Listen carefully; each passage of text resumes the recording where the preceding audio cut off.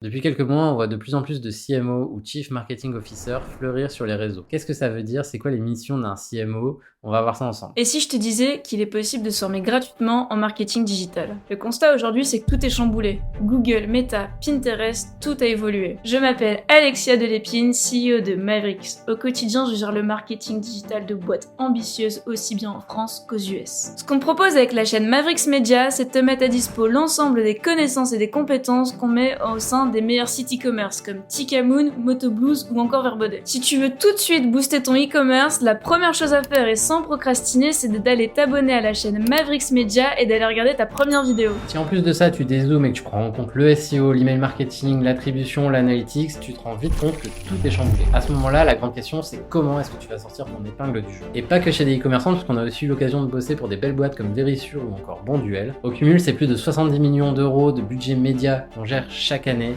et ça a généré plus d'1 milliard de chiffre d'affaires. Et je m'appelle Maxence van der Zalmen, je suis le fondateur de l'agence Make Sense et avant ça, moi j'ai passé un peu plus de 10 ans dans le marketing digital, notamment chez Tikamoon où j'étais directeur marketing. J'ai créé le service marketing de zéro, j'ai fait passer l'entreprise de 2 à 60 millions d'euros de chiffre d'affaires annuel sans aucune levée de fonds. Dans un premier temps, le CMO a un rôle de chef d'orchestre.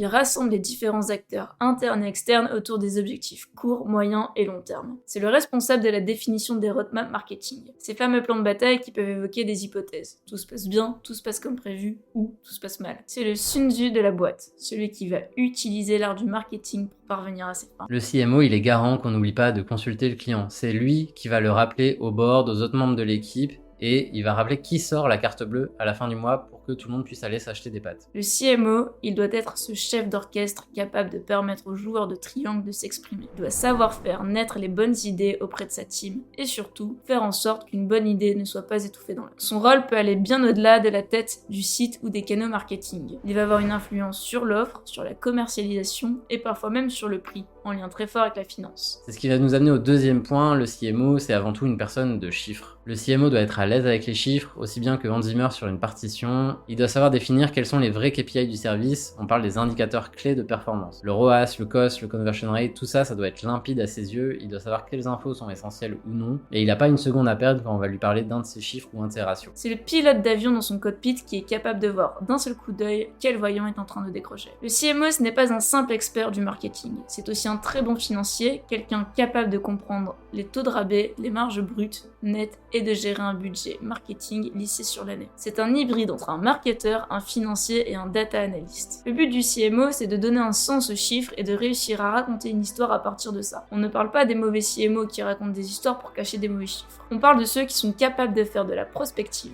Cette capacité à entrevoir ce qui va se passer, presque comme dans Matrix quand Neo voit les balles arriver avant même qu'elles ne soient physiquement présentes. Et au-delà des chiffres, le CMO c'est le garant de la vigie sur le bateau, il doit savoir ce qui va nous attendre pour pas finir comme le Titanic qui a fini coulé par un iceberg. Et le CMO, c'est généralement lui qui va repérer toutes les bonnes idées qui arrivent sur le marché, les nouvelles technologies. Il va éviter les pièges posés par le marché. Il n'est pas seul évidemment, mais souvent c'est son rôle de proximité sur le terrain et cette vision long terme qui va le rendre exceptionnel. Pour vous donner un exemple, j'ai pu faire partie des premières personnes à tester Pinterest Ads en France. À l'époque, j'étais CMO ou directeur marketing de la marque Tikamoon et en fait, c'est pas de la chance si j'ai pu faire partie de ces premières personnes à tester Pinterest Ads en France. En fait, on avait remarqué qu'aux États-Unis, c'était déjà disponible. On a vu qu'au UK, c'était possible aussi. Et donc, comme on était aussi implémenté sur le marché, en fait, j'ai géré mes campagnes Pinterest Ads au UK depuis la France et on a tout fait pour pouvoir être parmi les bêta-testeurs de Pinterest Ads en France. Et dès que c'était disponible, en fait, on a pu lancer et appuyer sur le bouton. On maîtrisait déjà. Et pour vous dire, même sur le compte français, on payait en livres sterling parce qu'en fait, c'était le meilleur moyen pour être les premiers à le tester sur le marché. Donc cette veille, cette prospective, c'est ça qui permet parfois de gagner des parts de marché et d'être précurseur sur un nouveau canal marketing. Mais ça, c'est uniquement si on a une bonne veille. Et donc, le CMO, c'est celui qui est capable de mixer à la fois cette veille et de le transcrire avec des exemples concrets, des use cases qui vont s'appliquer à la boîte dans laquelle il travaille. Mais il y a un mais.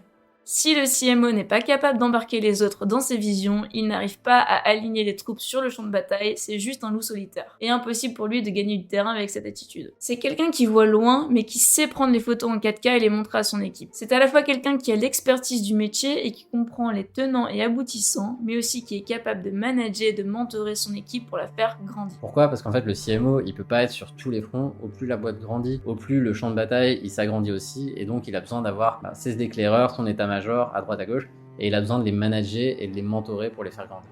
Vous l'aurez compris, le rôle du CMO est exceptionnel. Il faut être partout à la fois et c'est un métier passionnant. Un grand pouvoir implique de grandes responsabilités et le CMO n'en manque pas. Pourquoi devenir CMO n'est pas donné à tout le monde ? C'est un objectif de carrière qui demande énormément de travail, d'abnégation et une capacité cognitive forte pour gérer à la fois l'émotionnel et le rationnel. Si vous voulez devenir CMO, la meilleure chose à faire, c'est de continuer à muscler vos fondamentaux. Même les plus grands bodybuilders continuent de faire travailler leurs abdos régulièrement. Pour garder la forme, la meilleure chose à faire, si ce n'est pas déjà fait, c'est de vous abonner à la chaîne Mavericks Media et de muscler votre email marketing, par exemple avec la vidéo qui s'affiche maintenant. On se retrouve très rapidement pour une nouvelle vidéo. En attendant, abonnez-vous!